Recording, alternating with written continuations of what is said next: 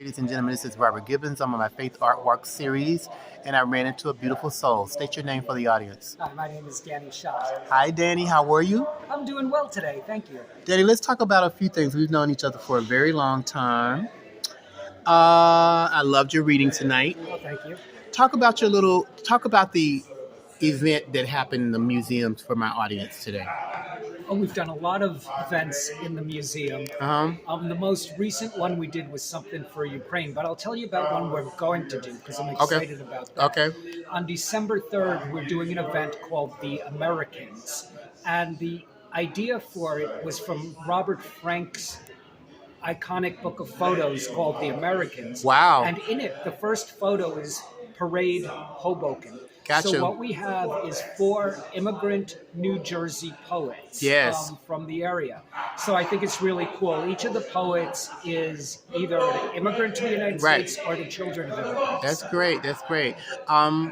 You had a great reading tonight. I want you to talk a little bit about your relative that you discovered in the museum as well. Okay. Her name is Florence Mentime, and I'll tell you how I discovered it.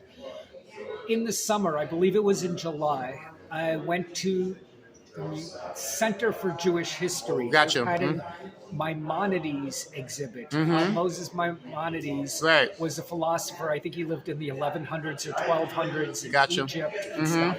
Right. And it happens to be my nephew's middle name, so I thought I'd catch him. So after about 30, 40 minutes, I saw everything I had to see, and I wandered upstairs, and they had this exhibit called Exile.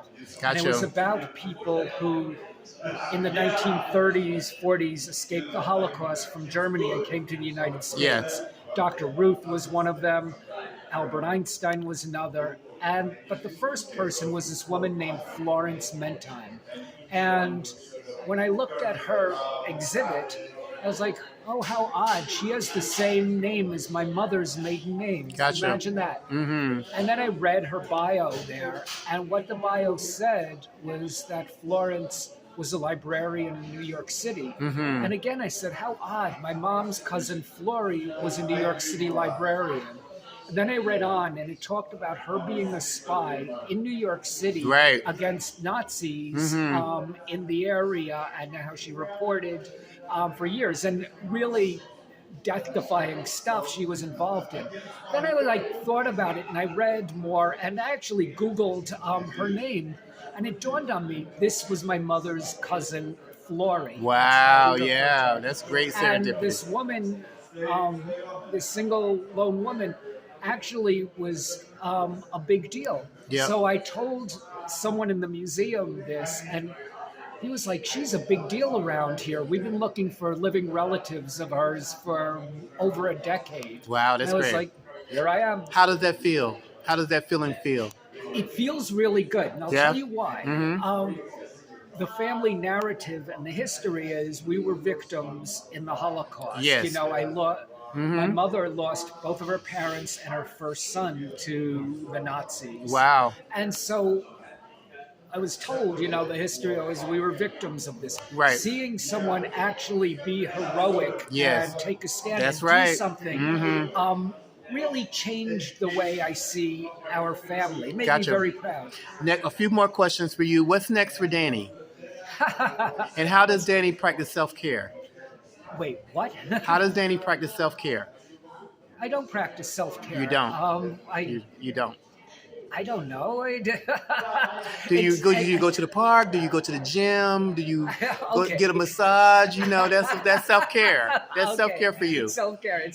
I always laugh when people on Instagram and Facebook talk about self-care. It's like I just exist. I have a drink when I'm stressed. I go to the gym. Oh, you go to the gym. Okay, that's self-care. That's how I practice self-care. You turned completely red when I asked you that question. No, it's because it's something I look at and laugh at. Oh, you're talking about self-care. The whole world's falling apart and people are talking about self-care. Yes, you're correct. What's next for Danny? What's next? I don't know. I'm just going to continue writing. Going to continue doing things at the Hoboken Historical Museum. And you curate shows and you edit too as well. Yeah. You do a little of those things. What about teaching? Are you interested in doing anything? I'm done as a teacher. Seriously, I've done my 33 years in New York City public high schools, and basically, when I left, I was like, I think at the top of my game. I gave it everything I had for I know you did, years and Danny. Yeah. years and years. There's nothing left in terms of me being a teacher. You know, I still explain things, I still organize, Right. but in terms of being a teacher, I've done my time. Give my audience the dates again. Tell us where it is, and any information on how they can get in contact. But I have stuff in the bio at the museum in December. Right. Remind us of that. Okay, December 3rd, The Americans, New Jersey Immigrant Poets. Okay, gotcha. It's going to be outstanding. Then we're doing something in March also that I haven't totally put together. Right. They have a photo show of this guy. Oh, God, I forgot his name, and I'm sorry I forgot his name. But one of the things he actually was Martin Luther King's favorite photographer. I see. And he lived in Hoboken. Wow. Took a lot of pictures of the civil rights movement. But one photo he's best known for is Allen Ginsberg holding a sign, standing outside saying "pot is fun." I think I've seen that picture before. That's an Yeah. iconic Okay. photo. Right. And so we're doing like Allen Ginsberg event, Right. and got a few people lined up. I think Great, it's going to be great. terrific. Remind us, that's the Hoboken Museum, right? Any website, any way they can reach out to you? Just Google Hoboken Museum and you'll get it. It's at 1301 Hudson Street in Hoboken, New Jersey. December 3rd. Ladies and gentlemen, Danny Schott. Thank you, Danny, for this interview. Thank you, Rob.